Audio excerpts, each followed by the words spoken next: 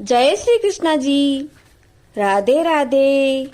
आप सबको मेरा ढेर सारा राम राम और प्यार भरा नमस्कार। आज मैं आपको गणेश चतुर्थी व्रत कथा सुना रही हूँ।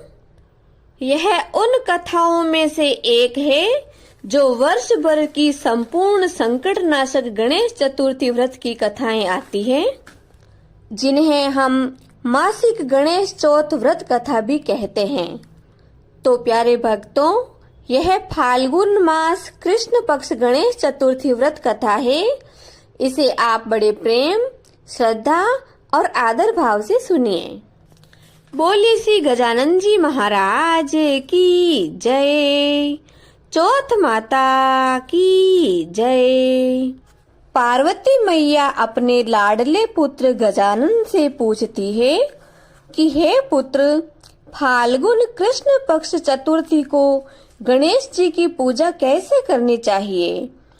इस महीने में किस नाम से पूजन होता है और भोजन में हमें क्या ग्रहण करना चाहिए, यानी आहार में हमें क्या लेना चाहिए? भगवान गणपति ने मुस्कुराकर देवी पार्वती से कहा कि हे माते, आपसे भला क्या छुपा है। फिर भी यदि आपने मुझसे पूछा है तो मैं आपको बताता हूँ कि फाल्गुन मास कृष्ण पक्ष चतुर्थी को, यानी इस गणेश चतुर्थी को हेरंब नाम से भगवान गणपति की पूजा करनी चाहिए। हे माते, पूजा के विधान में कुछ ऐसा है कि इस दिन खीर में कनेर का फूल मिलाकर गुलाब अंश की लकड़ी से हवन करना चाहिए। आहार में घी और चीनी ले सकते हैं। इससे संबंधित एक पूर्वकालिक इतिहास है जो मैं आपको सुनाता हूँ। धर्मराज युधिष्ठिर के प्रश्न के उत्तर में जैसा भगवान श्री कृष्ण ने कहा था, वही मैं आपको सुनाता हूँ। भगवान गणपति देवी पार्वती को करबद्ध निवेदन करते हुए बताते हैं कि हे माते, भगवान श्री कृष्ण ने कहा कि प्राचीन काल में युवनाश्व नामक एक राजा हुआ करता था। वह बहुत ही धर्मात्मा, उदार मन वाला, दानदाता एवं देवताओं तथा ब्राह्मणों का पूजक था। उस राजा के राज्य में विष्णु शर्मा नामक एक तपस्वी ब्राह्मण देव रहते थे। वे वेद वेता एवं धर्मशास्त्र के बहुत बड़े ज्ञाता थे। उनके 7 पुत्र हुए जो सभी धन धान्य से बहुत ही समृद्ध थे, परंतु दुर्भाग्य ऐसा था कि वे पारस्परिक कलह ज्यादा करते थे, यानी सभी भाई मिलकर आपस में लड़ते झगड़ते रहते थे। इस कलह के कारण वे सब एक दूसरे से अलग होकर रहने लगे। अब विष्णु शर्मा के लिए तो सभी पुत्र एक समान थे, तो विष्णु शर्मा ने अपने मन में एक निश्चय किया कि मैं प्रत्येक पुत्र के घर क्रमशः एक एक दिन करके भोजन करूंगा। और विष्णु शर्मा ने अपने निर्णय पर अडिग रहकर वैसा ही किया। वे हर रोज किसी न किसी पुत्र के घर भोजन करने के लिए चले जाते। इस तरह करते करते बहुत दिन बीत गए और समय व्यतीत होने के साथ विष्णु शर्मा बूढ़े होकर शरीर से कमजोर हो गए। वृद्धावस्था के कारण उनकी पुत्र वधुएं, यानी उनके बेटे की बहुएं उनका अनादर करने लगी और हर बात पर अनसुनी कर लेती थी। वे इस तरह का तिरस्कार देखकर मन ही मन बहुत दुखी होते और हर समय रोते रहते थे। एक समय की बात है कि विष्णु शर्मा गणेश चतुर्थी का व्रत रखकर अपनी बड़ी पुत्र वधू के घर गए। वहां जाकर उन्होंने कहा कि हे बहुरानी, आज तो मेरे गणेश चतुर्थी का व्रत है और अभी मैं भोजन नहीं करूंगा। तुम मेरे लिए पूजन की सामग्री जुटा दो।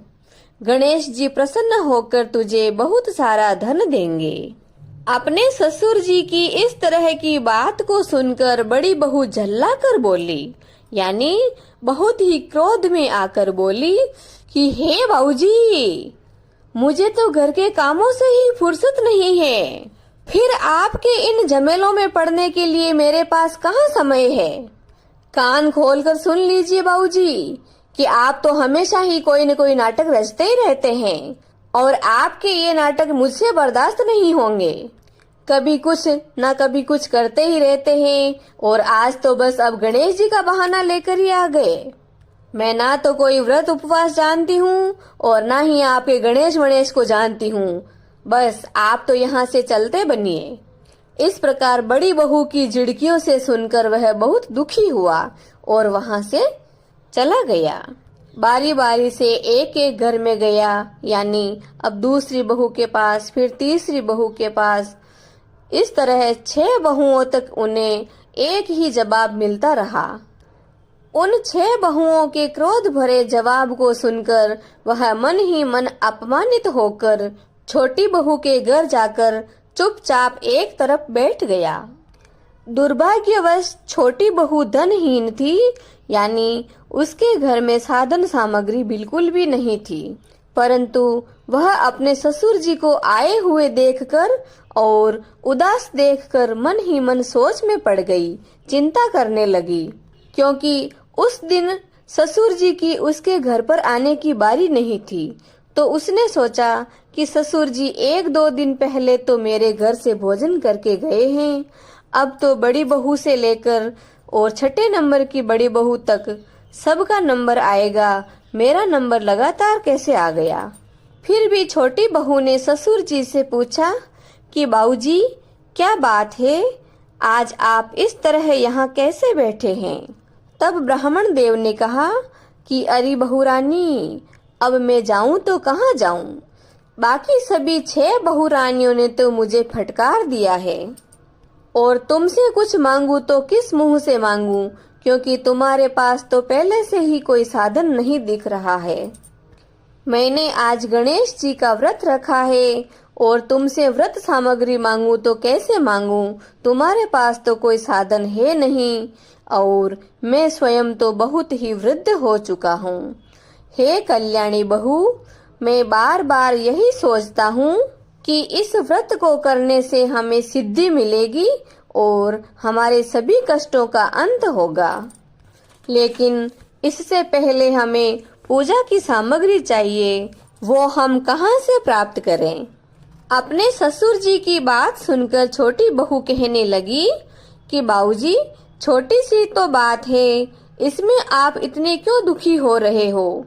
आप अपनी इच्छा अनुसार व्रत कीजिए और मैं भी आपके साथ इस संकटनाशक व्रत को जरूर करूंगी, जिससे भगवान गणपति हमारे दुखों का निवारण करेंगे।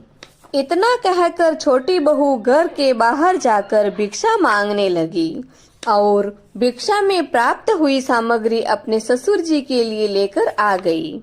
घर आकर उसने लड्डू बनाए, चंदन, पुष्प, धूप, अक्षत, फल, दीप, नैवेद्य और तांबूल सब अलग अलग करके उसने ससुर जी के साथ गणेश जी का पूजन किया। पूजन करने के बाद उसने ससुर जी को सम्मान पूर्वक भोजन करवाया। प्यारे भक्तों, दुर्भाग्यवश उसके घर पर एक आदमी के पर्याप्त भोजन के लिए ही राशन की सामग्री उपलब्ध थी। उसने ससुर जी को तो भोजन करवा दिया, परंतु भोजन के अभाव में स्वयं कुछ भी न खाकर निराहार रही। हे देवी, अर्धरात्रि के समय उसके ससुर यानी विष्णु शर्मा ब्राह्मण को उल्टी और दस्त होने लगे, जिससे उसके दोनों पैरों पर दस्त के छींटे पड़ गए। छोटी बहुरानी ने ससुर जी के पैर धुलाकर उनके शरीर को पोंछा और मन ही मन वह चिंता करने लगी कि मुझ अभागिन के कारण आज मेरे बूढ़े ससुर जी की ऐसी दशा हुई है। हे भगवान, अब मैं रात के समय कहाँ जाऊं और मेरे ससुर जी के उपचार के लिए क्या करूं, मुझे तो कोई रास्ता ही नहीं मिल रहा। ऐसा सोचते सोचते वह ससुर जी से कहने लगी कि बाबूजी, आप ही कोई उपाय बतलाइए, अब मैं रात्रि में आपके लिए क्या कर सकती हूँ। रात भर विलाप करते रहने के कारण अनजाने में उसका जागरण भी हो गया और पर्याप्त भोजन न मिलने के कारण उसका अखंड व्रत हो गया। फिर सुबह हुई तो छोटी बहू क्या देखती है कि उसके घर में हीरा, पन्ना, माणक, मोती जगाजग कर रहे हैं। उसका घर चारों तरफ से जगमगा रहा है। मणियों का ढेर पड़ा है जिससे घर प्रकाशित हो रहा है और उसके ससुर जी का अब उल्टी दस्त भी बंद हो चुका था। चारों तरफ इस तरह की जगमगाहट को देखकर वह आश्चर्य में पड़कर अपने ससुर जी से पूछने लगी कि बाबूजी, यह क्या बात है? यह संपत्ति किसकी है? हमने तो आज से पहले इतना धन कभी नहीं देखा।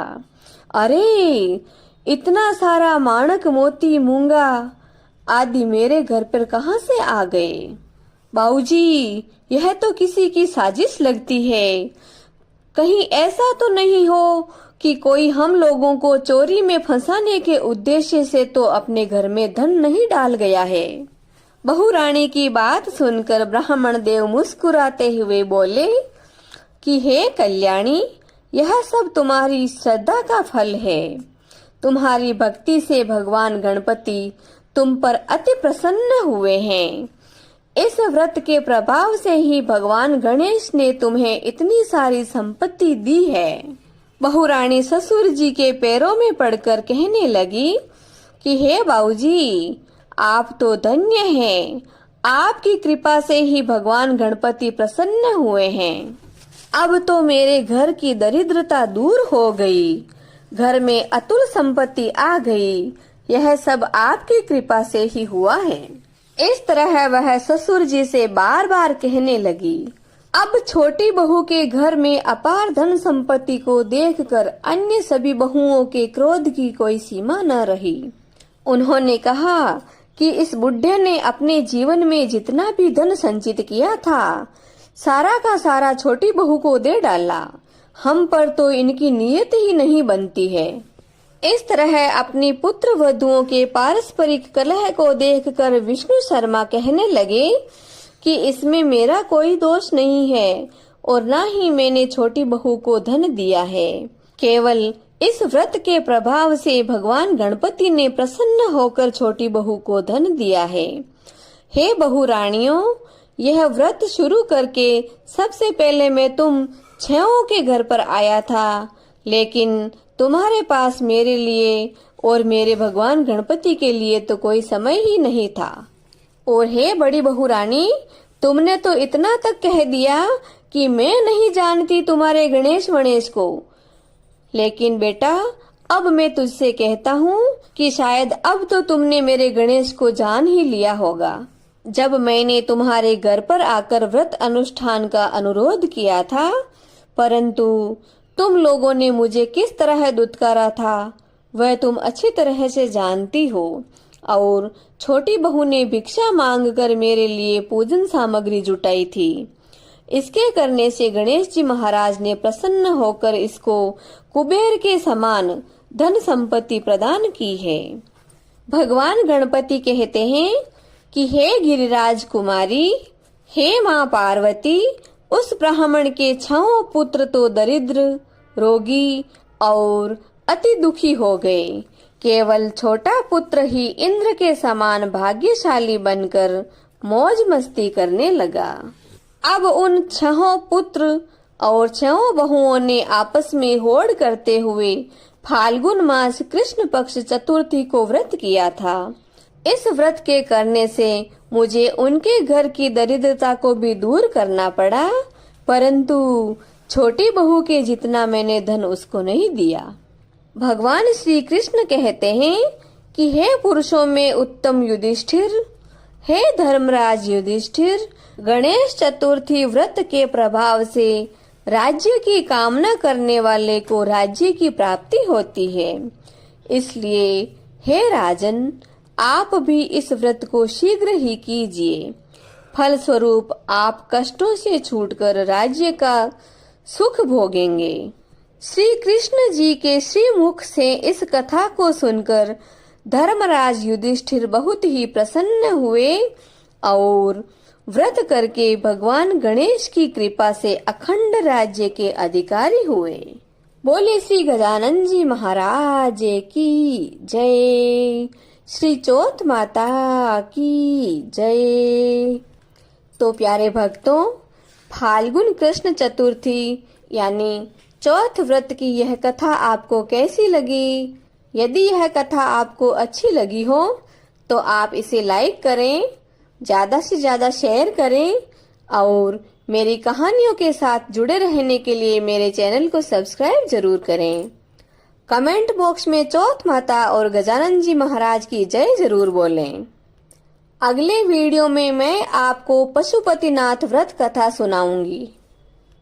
तब तक के लिए जय श्री कृष्णा जी, राधे राधे।